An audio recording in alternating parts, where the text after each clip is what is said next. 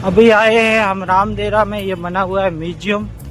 तो अभी यहाँ पर आए हैं और यहाँ पर देखेंगे इस म्यूजियम को। यहाँ पर काफी सुंदर बाबा की मूर्ति हैं और उनकी बहन लाचाबाई, डालीबाई और भानु और हरजी बाटे की साथ में मूर्ति है। काफी सुंदर बाबा की मूर्ति है। यहाँ से शुरू होता है। यहाँ पर अजमान जी घर से बाहर निकलते हैं और उन्हें किसान मिलते हैं जो कि बोलते हैं कि आप मां जी हो, इसीलिए आपको हमें मुंह देखना पाप है। तो वो जाकर समुद्र के अंदर कूद जाते हैं। फिर उन्हें मिलते हैं द्वारकाधीश भगवान विष्णु मिलते हैं। तो भगवान विष्णु उनको वरदान देते हैं कि तुम्हारे घर में मैं अवतार लूँगा।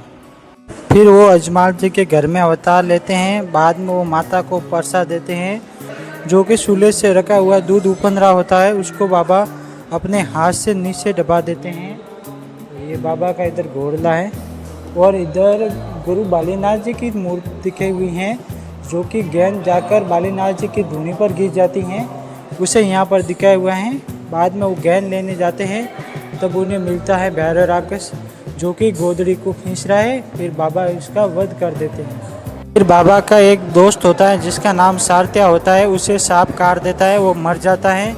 तब उसकी माँ बोलती है कि तुम्हारा दोस्त तो मर गया। तब उसको रामदेव जी अपने परसे से उसको जीवित कर देते हैं।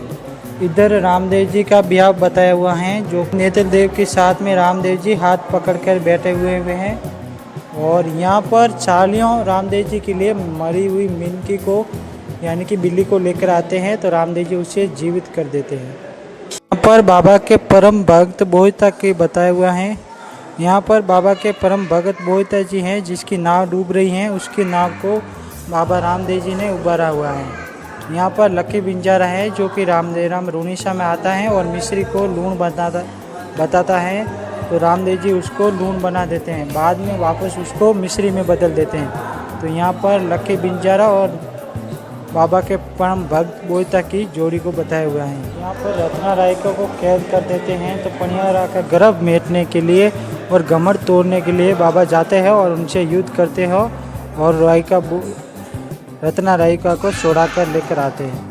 यहाँ पर बताया हुआ है कि रानी रूपादेवी जब महल से बाहर जाती है और भजन में जाती है, गुरु उगम जी के पास में भजनों में जाती हैं, तब उसके पतिदेव जाग जाते हैं, रावणमाल जाग जाते हैं। तब उनको चमत्कार देते हैं बाबा और थाली में रखे हुई प्रसादी को फूलों में बदल देते हैं।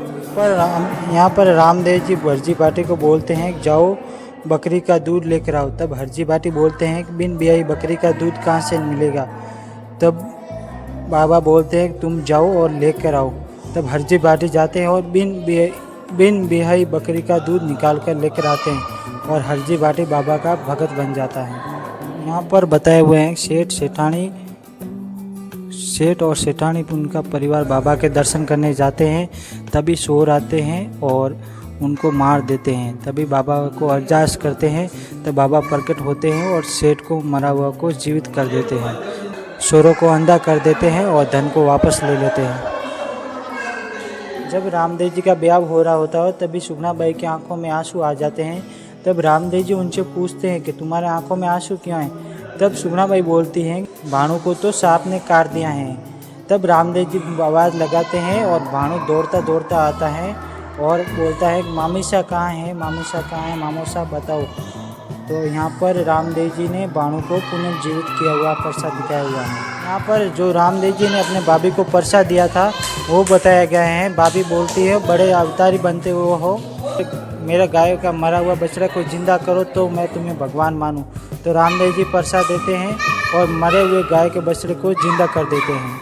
यहाँ पर डालीबाई गायें सराते हुए दिखाया गया है, जो कि रामदेव जी की मुँह बोली बहन होती हैं और सभी धर्मों के सांप्रदायिक देवता होने के कारण रामदेव जी ने यहाँ पर भेदभाव मिटाते हुए मेघवाल जाति को अपना धर्म बहन बनाई। यहाँ पर मक्का से 5 पीर पधारते हैं, उनको बाबा परसा देते हैं।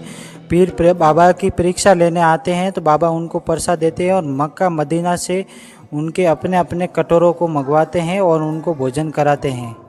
तब पीर बोलते हैं हम तो पीर हैं, आप पीरों के पीर हैं, इसीलिए रामसा पीर को रामा पीर के नाम से या रामसा पीर के नाम से जाना जाता है। यहाँ पर रामदेव जी और डालीबाई की समाधि बताई हुई है।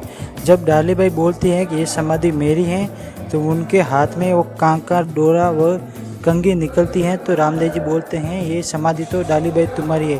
तो इसीलिए रामदेव जी भाद्रपद की 10वीं को डालीबाई समाधि लेते हैं और 11 को बाबा रामदेव जी समाधि लेते हैं। यहाँ पर बाबा और हरजी पाटी का भक्ति भाव दिखाए हुए हैं, जो कि बाबा के परम भक्त थे हरजी पाटी, उनको यहाँ पर दिखाया हुआ है। तो आज का ये वीडियो आपको कैसा लगा? अच्छा लगा हुआ तो वीडियो को लाइक करें और चैनल को भी सब्सक्राइब करें।